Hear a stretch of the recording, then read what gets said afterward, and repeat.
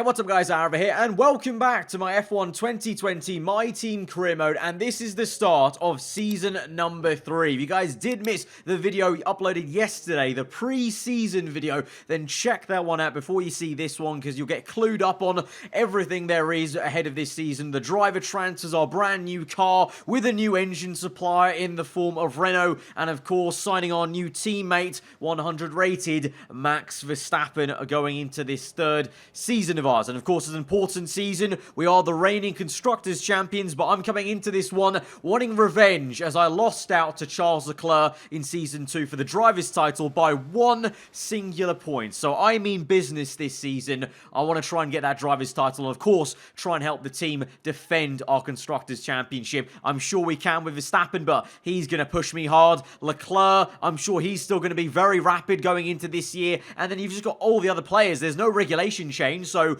all the cars are pretty damn quick still, and the fuel spread is very, very small, so it's going to be quite a tough season. I think if you make mistakes, you can pretty much have a calamity. You could go down a fair, 5+ places if you just lose like a 10th or 2 here around the lap on qualifying. In the race, especially if you just make one little wrong kind of judgment with the strategy potentially, or you get stuck in traffic with it just a little bit, because everything's so close, you're going to really pay the price for it. So looking forward to this one. Hopefully you guys are as well, especially if you did get hyped up by seeing the video yesterday for pre-season. But let's delve into it. Just before we get into the race weekend though, we actually had one little bit of admin I left out of the pre-season video, which was the fact we're actually a claim level 20. So now we can sign a 4th sponsor onto the team. We're going to go with Neon, qualifying 4th or better. I thought that would be a very achievable goal for us. There are a few other more audacious goals, but I just want to, keep my feet to the ground right now, see how we are on the first few races, and then we can see about getting some of those more audacious kind of goals and potentially bigger payouts. With Neon on board, I'm pretty sure we go over $2 million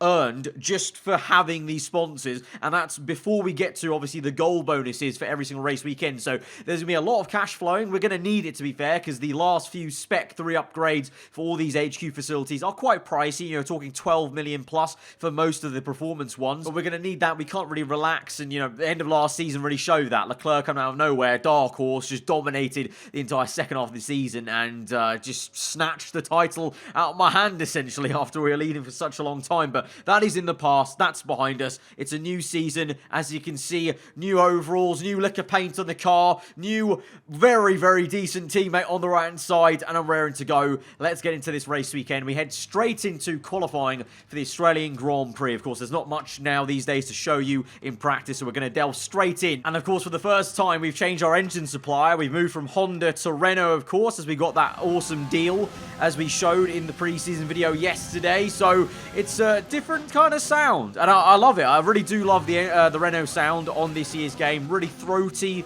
on the downshifts and quite smooth actually on the upshifts as well. So just always nice to have a bit of difference there. And as you can see on board visually, the car looks very, very different. A little bit more neon green on the halo. We've got a bit more of a gradient going on from black to white on the top of the chassis. I, for one, really like the change. It's kind of an evolution, nice evolution from what we had in Season 2. So here we are then, Q1, the first time I get to drive this new car in anger. Obviously, it's a new, it's carried over from last year. Nothing's really changed in terms of regulations, so it's the same aero, same chassis, just a different power unit, but there is some power we've gained, of course, because Renault was 100%, 100 performance according to the in-game selector basically compared to Honda. So we actually have gained some power. So that might actually mean in places I might need to change this up a little bit, because we might actually have a bit more power than our car can handle in a way through the corners, as we did have a few times last season when we added so much engine power. We needed to add the aero to keep up with it essentially. But across the line then, pretty smooth lap I would say for that first one. Wasn't anything brilliant I would say, but just enough to get through into the second part of qualifying. That's all that really matters. But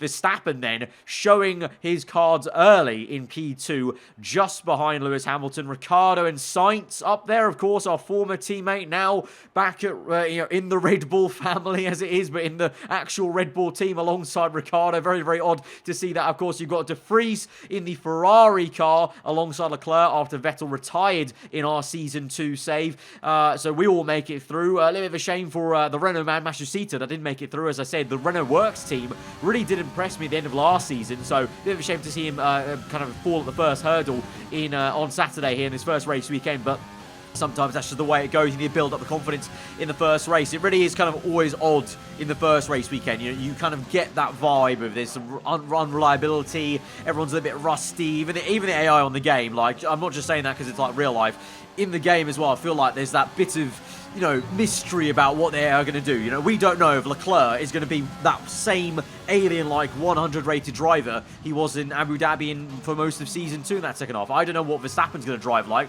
Right now, we just do the best job we can. And so in Q2, we go and qualify into P6, up into the top 10. That's all, again, that matters, just getting through. Verstappen gets through in P9, though, so that was a little bit iffy, so I don't know what was going on there. Maybe he hit traffic or whatnot. Albon just about makes it in the Racing Point car. De Vries does get knocked out in the Ferrari, so they've only got one Ferrari in there of Leclerc. Not surprising, though, to be fair, because remember, you've got to remember that his rating, he's an F2 driver. He was a free agent this entire time, so I think he's only 72 rated compared to Leclerc's base stat of 89. So there's always going to be a massive difference there. The usual suspects, though, the Mercs make it through. Red Bull, McLaren, though, I was surprised. Ocon and Norris actually look decent. So the Renault power unit really is a great power unit to be with because they're right up there. They weren't anywhere near the top 10 consistently last season, so they can continue to do that. Then it really will be a good confirmation that we made a good, clever switch to the French power, essentially, in the back of the car. So we move on then into the top 10 shootout. The first run here on a brand spanking new set of soft tires. We only use one set each in Q1 and Q2, so that gives us 2 sets to use in the top 10 at the moment. Let's see how this first lap goes, though. Across the line, and it's P5 just behind Verstappen then, so that's okay. It's okay as a first run. I think we can go a little bit better in the second, and we actually go purple in the first sector, getting about a 10th and a half there in the first sector, so that's a very promising start. Let's see how the second and last sector goes. The last 2 corners for me are always quite tricky around here at Melbourne. A lot of understeer kicks in. We've gained, though, up to 5 tenths through that last section. Across the line, what's it going to be for us on the bottom left? We're waiting, and it's going to update, and it's going to be P3 in the end. The second row of the grid just missed out on the front row, and actually, you know, many things change season to season, but some things never change. It's a 1-2 for Mercedes there. Bottas and Hamilton, they pulled it out of the bag. It's very close, though. That's actually mad. Actually, we're on the same row as our old teammates' side, so that's quite nice, actually, in a way. A bit poetic there, but we're still, you know, we depart directions, not in the same team, but yet we're still right there with each other on the same piece of tarmac there. But look how close it is in that top 4. It's like literally millimeters on the track separate Bottas down to Sainz. Then there's a bit of a gap then to Leclerc, who out-qualifies Verstappen, despite, you know, in theory, on paper, on the R&D graph, the Ferrari is still apparently a worse car. So it really is, again, showing Leclerc is dragging that car up. Maybe not as high as he was at the end of last season, so he's maybe lost some pace. Maybe he's not that full 100 rated alien he was maybe at the end of the year. But as we go on through these races, I'm sure he'll build up that momentum and kind of that form, I guess, that he had. Because I think that's what kind of the overriding thing was. He had like form of just constantly being 100 rated. But Verstappen then P6, a bit of a gap to us, but nothing like too crazy. Like I would expect that between teammates here and here, track to track. And for us, it was a really decent second lap, I think. You know, did a lot of good work in the first sector to go purple. So to be on the second row, that's really decent. Let's see what we can do in the race. It's going to be very intriguing. We've got, you know, the Mercs. They were nowhere for the second half of the last season. So they're 1-2. Can they actually show up and actually convert that? What can we do? We've got our old teammate next to us, our new one right behind us, alongside our bitter rival and championship rival from last season, Leclerc as well on the same row. Albon, surprisingly, there in the Racing Point. And then you've got the 2 McLarens and Ricciardo a little bit floundering down in P8. So a lot of question marks. Hopefully we can try and answer some of them. Let's go to the race then and see how we do in the opening round of Season 3. Months of rumour and speculation all come to an end today as we return to Melbourne for the opening race of what promises to be an enthralling season. Welcome along then to the Australian Grand Prix. The Melbourne circuit is certainly one that needs to be taken seriously. Its combination of slippery surfaces and difficult corners make it a tricky track when it comes to overtakes. Drivers find it hard to pass and will need to take full advantage of those DRS zones if they want to have any hope of breaking through.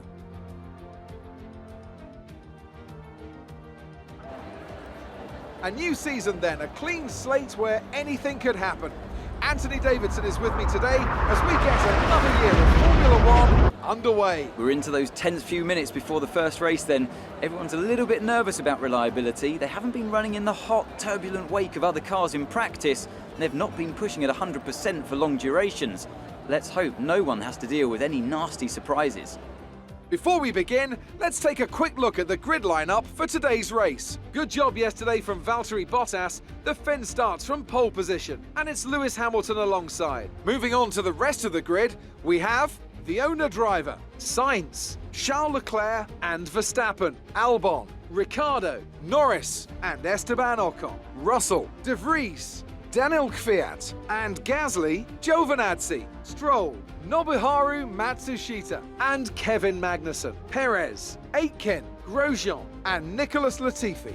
Which of these talented drivers will come out on top today? It's a very familiar sight, actually, a lot of the time from Season 2, looking ahead of us, 2 Mercs, but I don't think it's going to really pan out the same way it maybe did last season. I think we've got, very quick drivers behind us. Leclerc, Verstappen, they're going to obviously settle into the race. I think show more pace than they did in qualifying. Sainz, that's going to be really intriguing because, of course, we know how quick Sainz was in our car, but now he's in the Red Bull. How is he going to fare? Is he, well, he's qualified right there with us, so close to us, so he's still got the pace he showed at times for us from last season, so it's going to be really intriguing. But strategy-wise, maybe not so much, unfortunately. It's going to be a one-stop from soft tires to the hards, but I guess that just means it's more of a chance to see really flat out what these cars are like without any strategy playing into it majorly. So winter has come and gone in this F1 2020 My Team career mode of ours, and it's time to get ready to go to 5 red lights for the start of Season 3 of the Australian Grand Prix. Lights are out and we're on the way, and it's a horrendous start for Bottas. A great one for us. We're 3 wide now for the race lead, maybe. Hamilton on the inside, he cuts across and he's on the grass and he's wide, and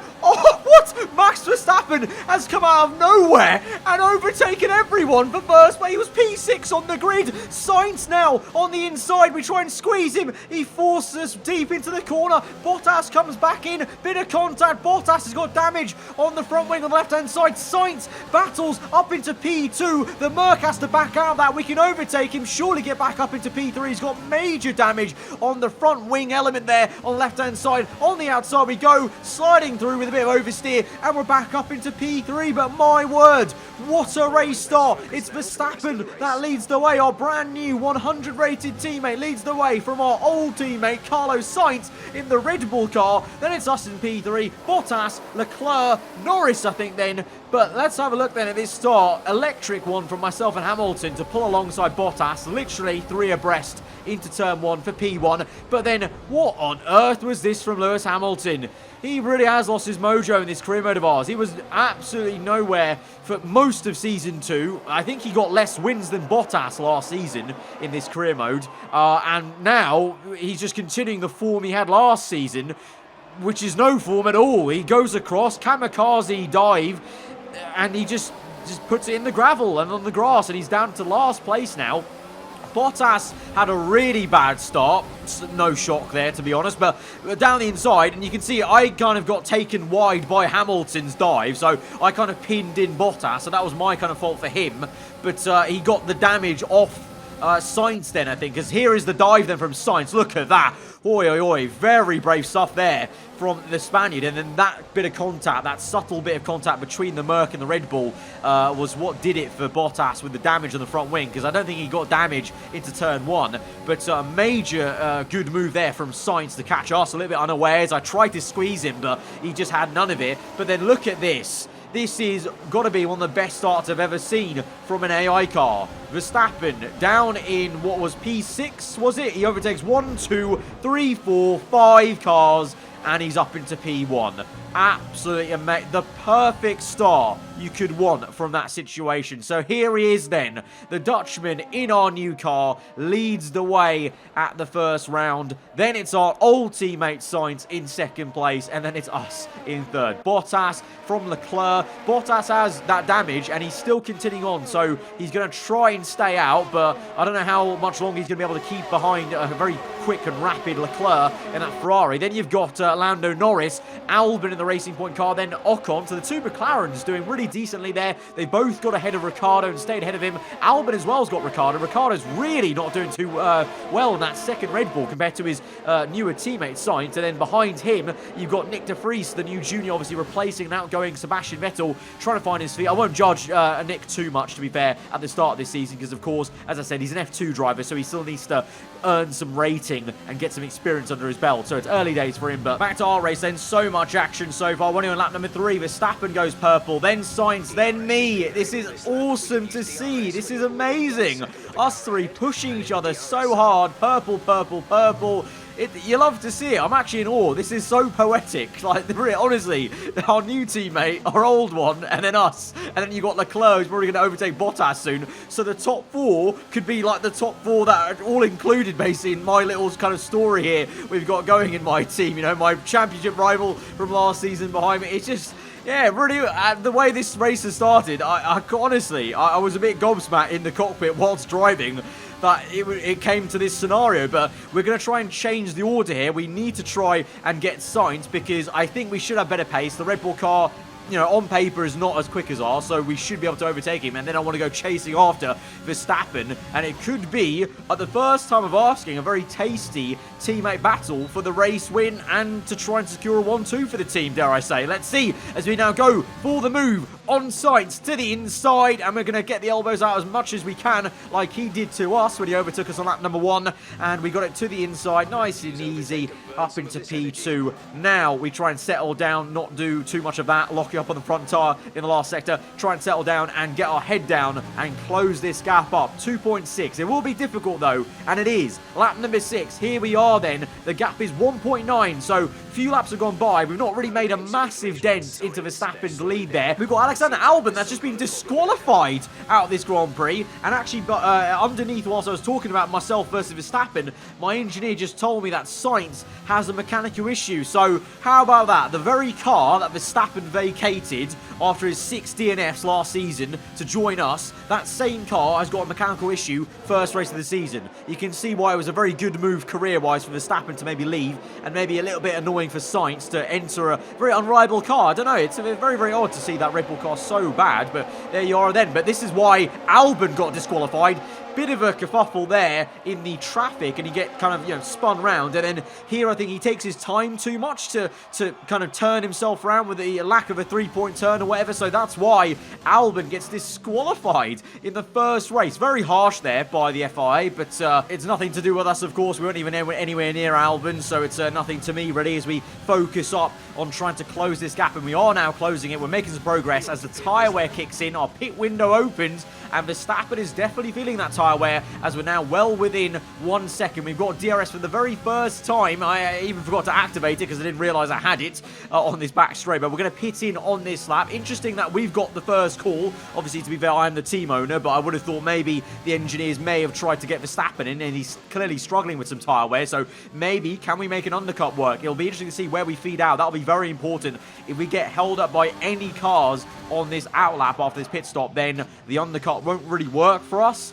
Plus, also, Verstappen could have been saving some fuel in ERS to push harder on his, you know, specific in-lap, which will be, I guess, this next one, because I don't think it'll go any longer on a set of soft tyres, because these tyres really do go off quite quickly after lap number 8, really. They start feeling a little bit second-hand. So now we're in and out. It's a bit of a slow pit stop, again, like off the back of Abu Dhabi. 3 seconds there. Need to be doing better, for sure. But we're onto a set of hard tyres now. White walls, to be fair. I've started to enjoy these tyres. We loved them at Brazil last season. So let's see what we can do on them. And we head on now onto lap number 11. Verstappen has made his pit stop, and there he is in the distance. You can see coming out into turn 1, and there's a bit of traffic. Oh, there's a bit of contact there. Verstappen has slowed Stroll down, and also Perez in the AlphaTauri. Thank you very much, Verstappen. And that's a crucial overtake for us to get right behind underneath his rear wing here, not get stuck in that battle between the AlphaTauri and the Racing Point cars. Perez overtakes Stroll. I'm pretty sure Verstappen made Stroll lose lose a bit of his front wing end play, actually, with the contact into turn 1. So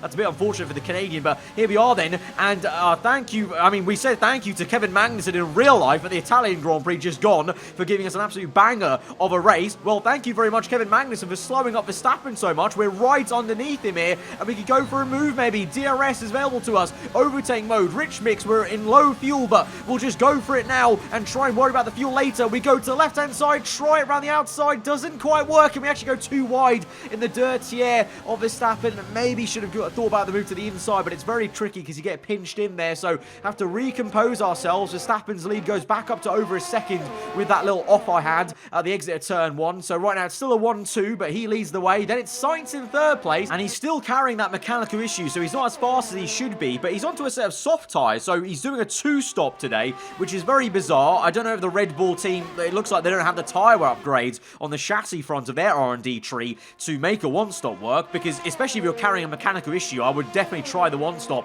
and try and long it out. So that man behind him, Leclerc in P4, probably is going to have an easy P3 then in this race, and then behind him is Lando Norris doing a fabulous job in the McLaren. As I said, the two McLarens are surprised to see them both in the top 10. Ocon's not as quick as Norris, because Norris is in P5. Behind Norris is Ricciardo, and then De Vries, and then it's an Alfa Romeo of George Russell, and then it's Esteban Ocon. So Ocon's really underperforming compared to Norris. Actually, my apologies, even worse. He's behind both Alfa Romeos and the Mercedes of Bottas. So Ocon is really, really not performing compared to Lando Norris there, and a very high, lofty P5 there. So something about first race of the season and from now on, and Lando Norris just doing quite well, it would seem. But for us then in our race, lap number 13, we've recomposed, and we're right back under Verstappen's rear wing, and we're looking to try and take first place if we can from him later in that lap. Good exit off the quick chicane. DRS open. Verstappen goes to the middle. We're going to try on the outside here. It's going to be very close. Bit of contact made, and I think this is going to continue on for the entire next sectors. We're still neck and neck. Then Verstappen keeps his nose in there through the right-hander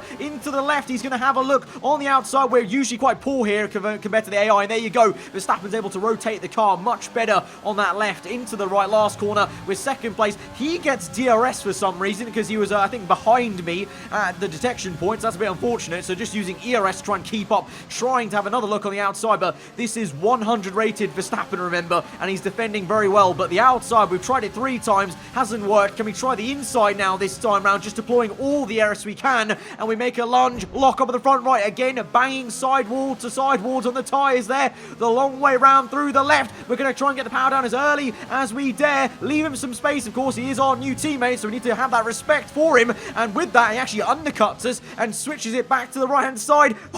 How close is that on the exit? A little bit of a drift through onto the circuit, but we've got the job done, surely. Can we try and defend this to the next corner? Verstappen just tucks in, don't even need to defend. He doesn't really try it in the next corner, so we're up into first place of this Australian Grand Prix, but Verstappen is maybe going to try it out of this chicane, I suspect. He's looking quite quick, saved up some ERS maybe, so here we go. Quick left and then right. Bit of a shimmy and shake, and Verstappen is all over the back of us. DRS open for him. We're going to deploy as much ERS as we can to try and defend on the inside. Verstappen tries it now on the outside. I'm just going to do to him what I did to Sainz earlier and get the elbows out on the exit and entry. So that means for now, we nail down P1. But what a titanic scrap that was for about over a lap there, with Verstappen in the first race of asking. Really, really awesome. It's still a 1-2. That's good, but it's the right way around, in my opinion. First place for us. Verstappen second. Let's see how long that can last, because we might need to be wary of who's behind us. In P3, it's still Sainz, and Leclerc, though,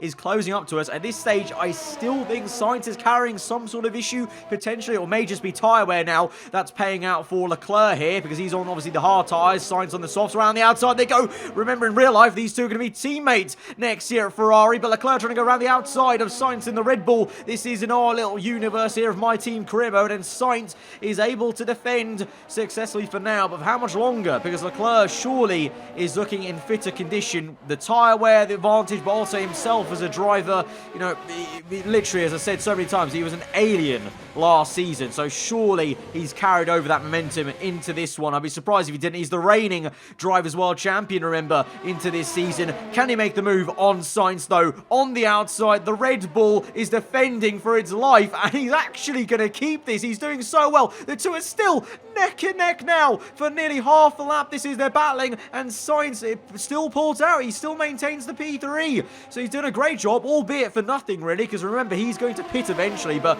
Leclerc keeps on knocking on the door, and Sainz slams the door shut that time round. Wow, massive bit of aggression there from the Spaniard, and he's defending so well against Leclerc that Norris has closed up in P5 there in the McLaren. So this is a real great drive, but as I said, it's all for nothing because Sainz comes in, he's doing a two-stop. Red Bull, they've lost their marbles. I don't know what they're doing, I don't know what they're thinking there with Sainz, but he's now out of the race. So it is Leclerc in the end, up into P3. Norris, P4, flying very high in the McLaren, powered by the Renault engine. Again, showing what good of choice I think we made, switching to the French power units. You know, we saw with the menu, as I said, the power difference, and it's showing out mega time, not just for us, but also for the other customer team in McLaren. But back to our POV, lap number 19, 10 laps to go in this Grand Prix. Verstappen is attacking us on the outside. He's got DRS, remember, at this part of the circuit. We defend successfully here through the left-hander. Easy does it, give him the room,